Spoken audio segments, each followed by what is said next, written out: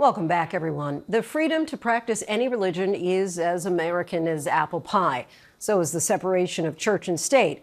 But one case in Oklahoma might soon blur that separation. That case was argued before the Supreme Court today, and it pits the state's Republican governor, who supports the Catholic diocese's attempt to establish a religious charter school using taxpayer dollars, against the state's attorney general, who does not. Our senior national correspondent Steve Osunsami spoke to both of them and has this report from Oklahoma. Oklahoma is one of those places where the sky just looks bigger, where cattle ranches stretch as far as the eye can see, and where there are more God-fearing Christians than in most other states across America.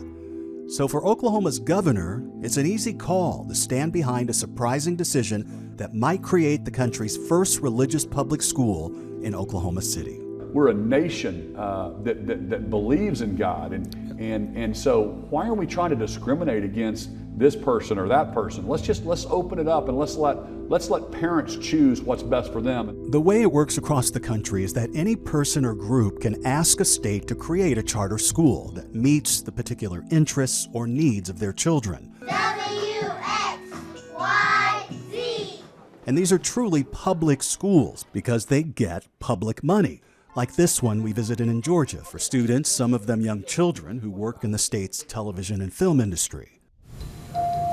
Good morning, Utopian Academy. Welcome to another undeniably unique day here at the U. About 2 years ago in Oklahoma, this Catholic archdiocese asked the state to create a religious virtual charter school called St. Isidore for grades K through 12 that the church would run with state funding. And a state charter school commission said yes, explaining that they didn't feel like discriminating against Christians. They've been fighting with lawsuits here ever since, meeting today in front of the U.S. Supreme Court, where the justices were divided. We are thankful to the U.S. Supreme Court for hearing our case today. We think it's illegal to discriminate based on someone's faith or religion, right? And so if you're going to have a public benefit, if you're going to have charter schools in your state, you cannot discriminate against a Catholic charter school or a Jewish charter school or a Christian or anything. We think you can't, and we're excited the Supreme Court is going to hear this. But there's the other side of it. The other side, of course, is using public dollars to give to a religious entity to run a school. You know, that is a terrible argument, and I'll tell you why. In Oklahoma, for example, we have Sooner Care, what we call our Medicaid program. We have 1 million Oklahomans on it. So they can go use a Christian doctor, a Catholic hospital, they can go use a Muslim doctor, anybody that's willing to take that. Those are public dollars going to a private business that's meeting that need. It's a free market principle. Why is education any different? He also points out that Oklahoma parents can already send their kids to religious schools using public money by using private school vouchers, which the state pays for. And so he says that drawing the line at the government creating a religious school seems silly. And let me remind you this, you don't have to send your kids to the Catholic school. I did a town hall just the other day and a parent said, what do you say if I don't agree with your religion? I'm like, great, you don't have to go to St. Isidore. You don't have to send your kids there. You can send your kids to any number of other schools. That's what freedom is about, and that's what religious freedom, and that's what school choice is about. When my daughter was in 2nd grade, we noticed that she was having really poor reading skills. This isn't your typical political fight with both conservative and liberal parents on each side. The argument over what might be best for children is up against very familiar language in state and federal law that this country was built on, saying that the state can't sponsor religion. 200 families in Oklahoma immediately signed up for this school, so there is a high demand among parents to have better educational alternatives in Oklahoma.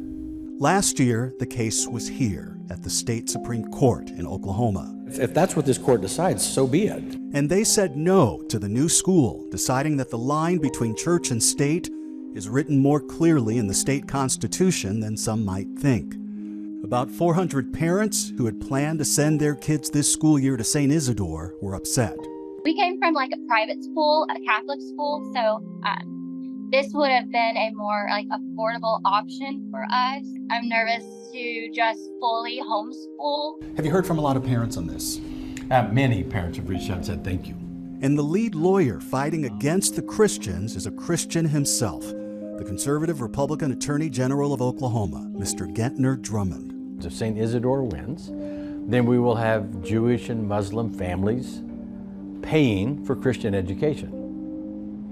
And the Christians who are the majority of Oklahoma may not like it when the Christian families and the Muslim families are paying for Jewish religion, or the Jewish and Christian families are paying for Muslim religion, or the people that don't want any religion are paying for a multitude of religions. If you fund a Catholic school today, then you must fund the Baptist school tomorrow, the Methodist school the day thereafter, the Wicca school, the Satanic school, the Christian Scientist school. Once we've started down the slope, the door is open. He says if the U.S. Supreme Court decides against him, this will destroy the charter school system as we know it.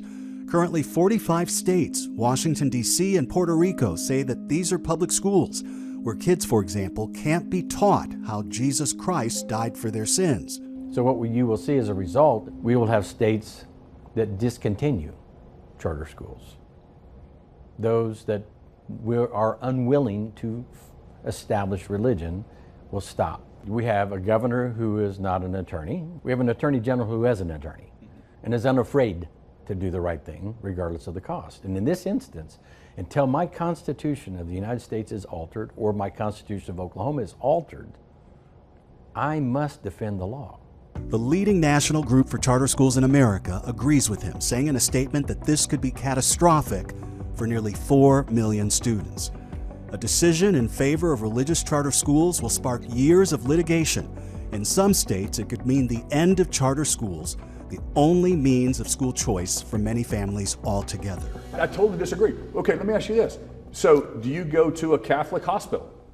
I would go to a Catholic hospital, Okay, you're right. that's exactly right. Yeah. And so I really find it offensive that the Attorney General is trying to, use the term radical Muslim, and he's trying to say all these things about these other charter schools that would come into place, when this is what religious freedoms are about. To me, it's just perfectly clear that St. Isidore should be able to offer this service in Oklahoma if they're going to be a charter school like any other charter school. For now, about 200 families here in Oklahoma who were hoping to send their kids to this new religious school will have to wait. The High Court won't decide until summer at the earliest which of the God-fearing people on either side of this struggle are in the right.